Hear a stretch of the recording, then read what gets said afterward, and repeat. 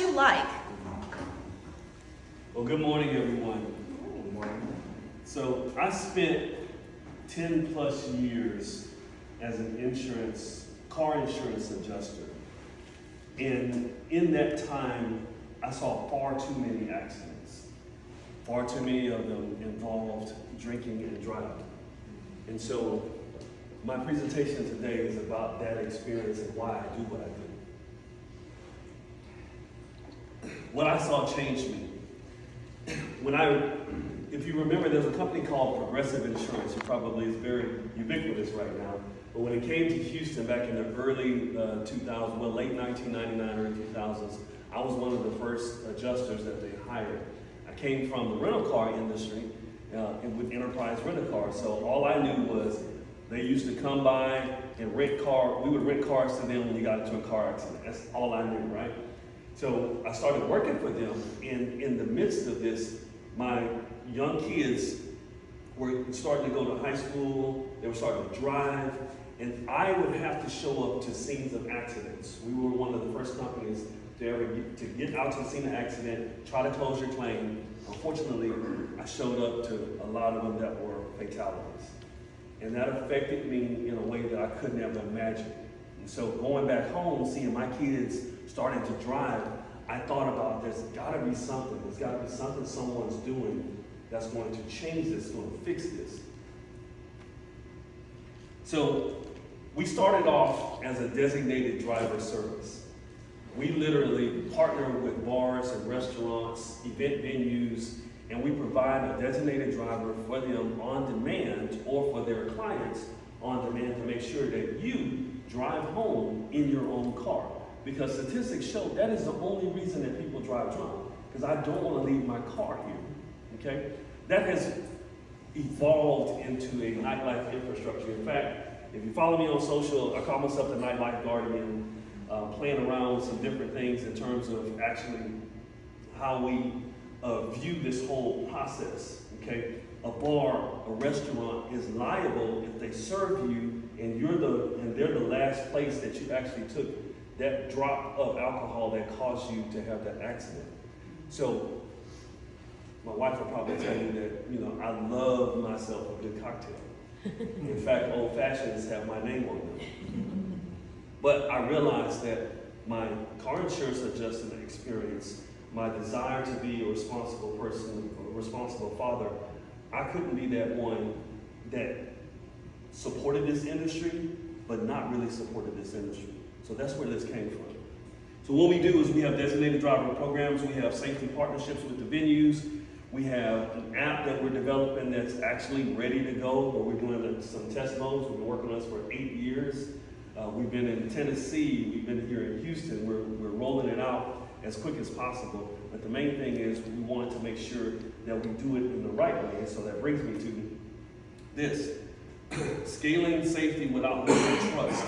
I want to make sure that as we grow, how do you scale a safety infrastructure company without losing the trust of its patrons? This is not about money. This is about how do we grow responsibly to end drinking and driving? How do we go and not affect the nightlife industry in a way that actually puts a damper or puts, undue pressure on people who are serving us? The hospitality industry employs a lot of folks. It actually supports families, okay? But how can we be responsible to make sure everybody goes home safe so they can come back that next day and enjoy themselves? How do we partner with those venues in a way that strengthens their brand, okay? And how do you build something that's mission-driven in a fast-moving industry, okay? So I ask you, what blind spots should I be thinking about as we build a company like this? Thank you. We'll ask them that in a minute. Okay, yeah. So, okay, thank you. That was, 4 minutes and 20 seconds, so he was like right in on the time there. So he's like, he's got it down. So yeah, it's super interesting. So I'm sure we've got a lot of questions. So go ahead, Jennifer. So how would this app work? Would it be like, are you employing people to come get my car and then I can go home with them and they'll take me home and then they somehow get back to their car, is that the idea? So, perfect question, and you just answered it too. Okay. So yes, I send drivers to you. I send actually 2 drivers to you. One gets out of the first car. We call it a shuttle car. They get in the car with you, drive you home, and that shuttle follows behind and picks them up. Now, the employee piece, though, we're just like other rideshare companies in that we use independent drivers. We have access to valet drivers. We have access to the same folks that you would normally have been vetted by the other rideshare companies. And I'm purposely not mentioning them on purpose. But yes, that's how we do it. That's exactly how it works. I think this is a really neat idea. I actually just saw something on Instagram a few weeks ago. There was another country that was doing something similar, so. Absolutely. And I'm not the first company, not the first person to try this. What I do know here in the States, I'm the first person to try to roll this out nationwide. And when I say roll out nationwide, we're doing it on a city-by-city basis. We're targeting the highest volume cities when it comes to drinking and driving, fatalities, that type of stuff. We have working agreements with Mothers Against Drunk Driver. We're working on some MOUs with them, but they want us, embedded in even the college nightlife, because there's actually universities in this country that won't let rideshare companies come on because the rideshare drivers don't want to service college students who throw up in their cars. So service like mine, we don't care if you throw up in your own car. Just don't throw up on the driver. Just don't throw up on me. Yes, sir. So how do you validate safety for these folks that are drunk, right? I mean, there's always Absolutely. bad hours, right? I'm former law enforcement, so that's naturally, you have random folks you hire, like other rideshare folks. How do you, do you have a plan to do thorough background checks? That way, folks don't start scoping people's houses, start robbing them, and so I've seen it all. Absolutely. And just kind of curious what your thoughts on how are you going to make sure that you're getting good quality people that can, you can trust. If I'm tanked, I don't want, that would make me nervous bringing, Sure. someone back to my house with my thing. Well, there's 3 parts to your question. Number one, the reason why we partner with venues and with bars and restaurants is because the first line of communication that we get is from the bartender, is from the valet company, valet driver. So we're identifying who this person is, who the customer is, and do they need our service? Do they qualify for us? So if you're too drunk to make a decision, you're not my customer. Okay? So you're in law enforcement. I'm actually working with one of the chief law enforcement person at Mothers Against Drunk Driving. So we're going to start, working with him in terms of how we roll out our service. But the second part is, let's say you are a little tipsy and the bartender has, or you realize, I probably shouldn't be driving. The driver that shows up has been vetted and the way to explain this is at a much higher level than the other rideshare companies, because the companies that I work with, the rideshare companies only kind of use their background check service at this minimum level. Well, there's a whole bunch of more stuff you can get on people nowadays. And we do that, and we have a way on our app to be able to kind of see that, okay? Picture me as a private driver service, okay? So there's an ability for you to actually request me as a driver the next time, or to request this specific driver who only goes to this venue. So we built those things here. So there's several layers of protection. And then the last piece, which is the last mile of this, is those 2 drivers. The one that's driving you, guess the shuttle driver is trailing behind. So there's witnesses to this whole thing. So, yes, sir. I had a question. So, worst case scenario, someone's inebriated enough that they're in your car and they pass out. What do you just leave them in the car or when they get home, or what's the procedure there? Out of curiosity. So while we haven't had that happen yet, thank God, we empower our drivers to communicate with us the entire time. And so there's a way in the app for that person who's being driven home to send a message to someone else. And so one of the things that I'm building into the app is that's a requirement, is that there's a second piece, the second party is being notified that you're being driven home. And I'm trying to find a way to patent that actually. So But there's again, we're trying to make sure that we're not driving that person who's going to pass out, because it just legally, the policy that we work under in car insurance don't cover those situations, and we don't really want to carry that kind of liability when it comes to someone saying, something happened. And so I'm trying to make sure that people get home safe, but that means they got to get home safe completely, right? So if I can't be the one to take you home, I might have to, call law enforcement to kind of be there present, so we can get somebody to come out and pick you up. Yes, sir. Question on cost versus your service. If someone calling Uber, going home, and then calling Uber in the morning to go back and pick up their car. Okay, so just so y'all know, he used the word. I'm not going to use the word. Nationwide, rideshare averages one way about $19.95 one way. So just imagine if you use the rideshare service coming from happy hour and you left your car there, one way home is $19.95, and then on the way back is $19.95. So it's $40, right? So we go in one trip with us, one way, no matter how many stops we gotta make, it's $44.95. Yes, ma'am. What if this sounds like a great, oops, I need a solution because I have not planned appropriately for my evening. I skipped lunch, 2 cocktails, and I'm not able to drive. What about planning ahead? Is that something you're thinking about? Again, this is, where I could say, hey, it's my birthday, and I kind of like the idea of a personal driver. Yes. Like, that's different than just hoping I can get a good, upgraded level on other opportunities. And so I'm curious, have you thought about, is that a piece of it too, where I can plan ahead and utilize your service? It's 100% a piece of it. In fact, if you go to our website, which I'll share with everybody, you can actually book a ride at any point in time. You're actually our perfect customer, someone who has thought ahead. In fact, my consultant over here in Red, when she was doing this presentation, she would actually say that's the thing that actually appeals most to her. Mm-hmm. So, and the reason why I'm down here in Pearland is because Pearland is 20-25 minutes away from Houston. Yeah.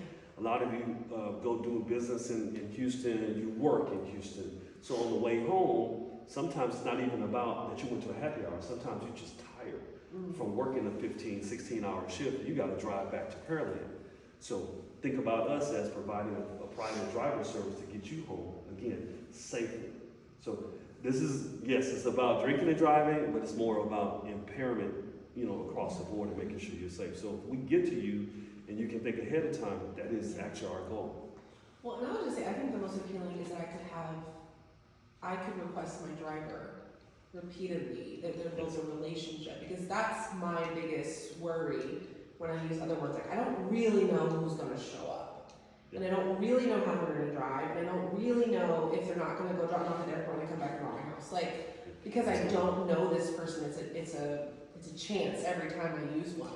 And so for me, as I actually don't drink, that's the appeal. Like, I could build a relationship and have a trusted, it sounds like affordable driver that would Absolutely, and we do. meet my needs. And we have packages that are available for personal driver service, so that's available as well right now. And it makes me feel very bougie, so. We like bougie. We like bougie a lot. Yeah, I'm a her driver. Way too much. Not Yes. because you're good at driving, just Yeah, exactly. She's like a passenger princess. She's working. No, you asked me. She asked great questions. No, mine's not a great question. I have 2 questions, but I'll probably ask one thing. You're good. Kind of piggybacking off of what Thea was saying. As a woman, especially if you're drinking, I feel like there's a sense of vulnerability and more of like a caution. Can you choose female, male drivers on your app? So the functionality to be able to choose is not there, but we're trying to pair that. We'll do everything we can to pair that person. Oh, okay, so To that would be you. a good Yeah. thing if you haven't thought of that. And then, already. no, we have thought about it. I'm just trying to make sure I can do that functionality. Gotcha. And then there's some. So I have a partner. I'll say this: there's a partner company in the rideshare space who they're based in North Carolina right now, and I'm trying to work with her so for her to start recruiting drivers down here, so that we could partner with her drivers who are all female drivers. So, because hers is a traditional ride share, but it's just for females, for ladies, for the safety piece. Yeah. Now, I want to use her drivers, so I can keep them employed as well for my service. So we're doing things like that. Oh, that's good. And honestly, my target customer profile is mostly women. Yeah. Oh, yeah. Because, statistically, women will get inebriated at a little bit higher rate than a man would. And so making sure that you get home or have those safe options is one of the biggest goals. And, I told my story about my kids. This was really about my daughter. My daughter is the oldest, and she was the first to start driving. So I built this for trying to keep her safe.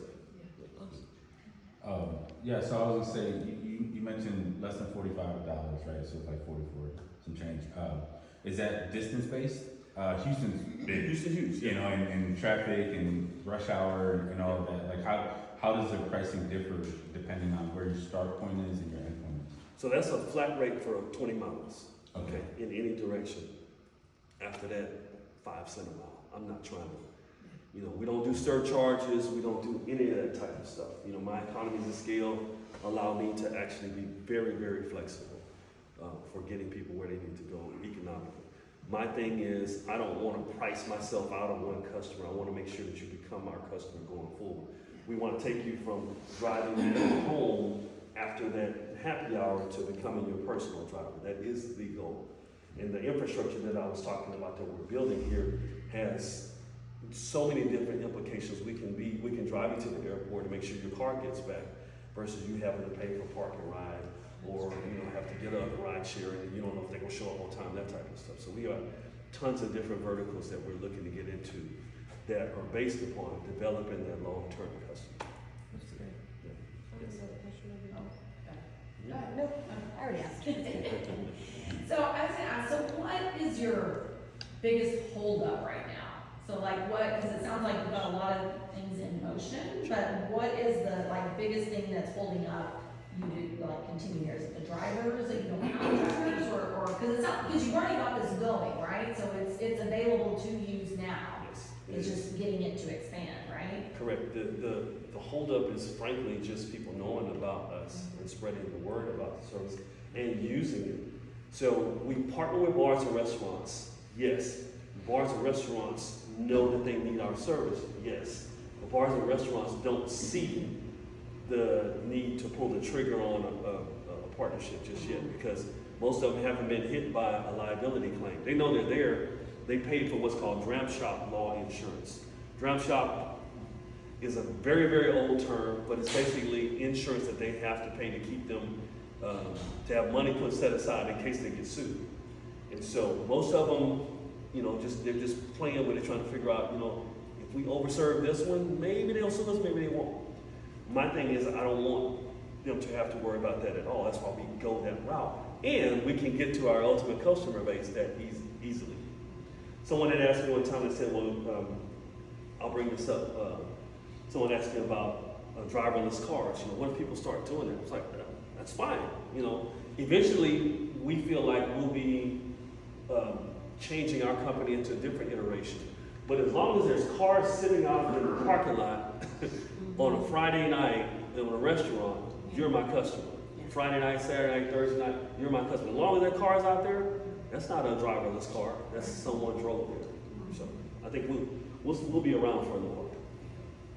So I have another question. Have you thought of corporate, big corporate companies that do functions, and then people are coming in and that kind of partnering with the big companies like that? Yes, we have so it's two answers to that. So yes, the big event venues, we're partnering with hotels. We work with concierge, for them when they have those conventions come in.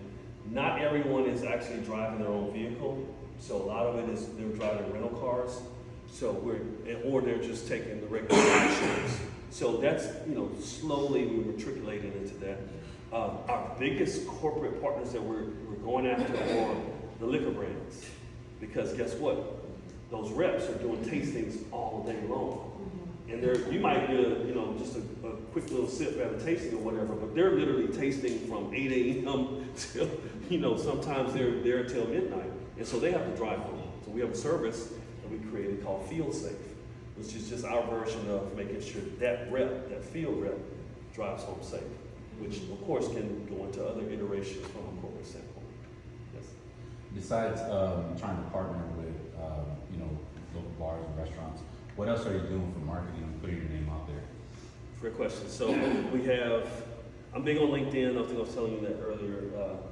And it's more for us, we're also one of those companies where we've raised money, so we have investors and we spent that money, so we got raised more money.